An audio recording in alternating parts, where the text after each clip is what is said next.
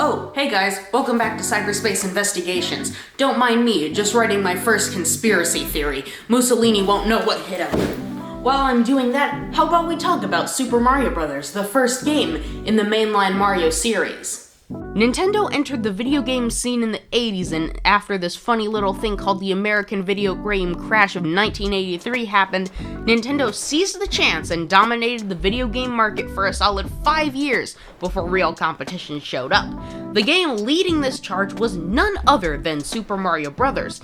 It isn't the first game Mario's been in, or even the first in the Mario franchise, but it is arguably the most important and iconic one of them all. Mario's journey began around 1981, being the protagonist of Donkey Kong, a great arcade game, and one of Nintendo's first successes in America. After that, multiple ports of the game were made, and finally, a sequel came out where Mario was actually a villain, rightfully so. Have you seen how he treated him? In Donkey Kong, Mario was known as Jumpman, a carpenter from New York, I guess, but that might have been retconned in Super Mario Odyssey. I don't know. Either way, it doesn't matter. In Donkey Kong Jr., Mario was called Mario, and the art design for him was still a lot more fat, short, angry Italian man who wants to rip your balls off than fat, short, happy Italian man who wants to save the princess. After that, Mario became a pro plumber with his brother Luigi in Mario Bros., the first proper Mario game. But that game, in its original form, is absolutely abysmal, and you should never play it. And finally, after their main foray into arcades were done, Nintendo made the Famicom in 1984 and later released the Nintendo Entertainment System in America, and one of the launch titles for the NES was Super Mario Bros. This was a revolutionary game at the time and is still quite impressive from a certain point of view. I mean, think about going from the last mainstream Atari console like the 2600 to the NES. That's a massive jump in terms of like graphics, power, complexity, just everything. Super Mario Bros. Was the most impressive game of the 19-game lineup for launch day. The rest of the black box games released that day were mostly either earlier Nintendo arcade games or sports-based games like soccer. But what is the game like? You guys know, I know, everybody knows. It's a simple platformer where you run and jump on enemies. There's a bunch of different enemies. Goombas can be jumped on, Koopa Troopas have to be kicked after being jumped on.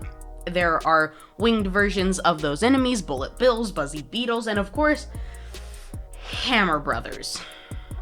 Don't worry, if any of them come near, I've got a weapon. Never mind.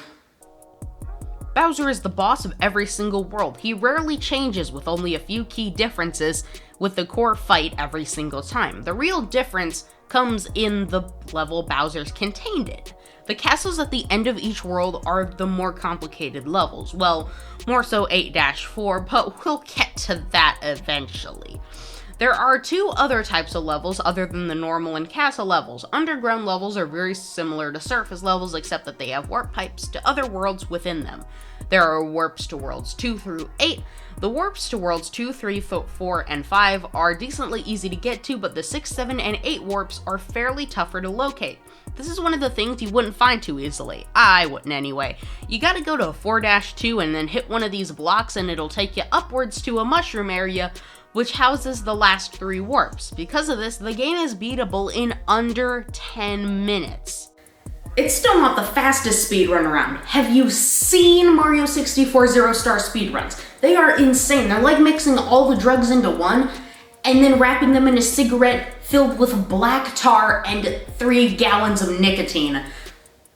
But I think speedrunning is part of Mario 1's lasting legacy. It does benefit it to have such an easy speedrunning community, and since it's naturally short anyway, I think it's kind of what makes it still last as long as it has in the main gaming space, and the 8-bit era as a whole staying relevant for all these years. Well, I finally completed my conspiracy theory.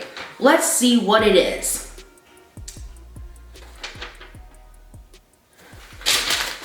I knew it! Mario was Benito Mussolini this whole time!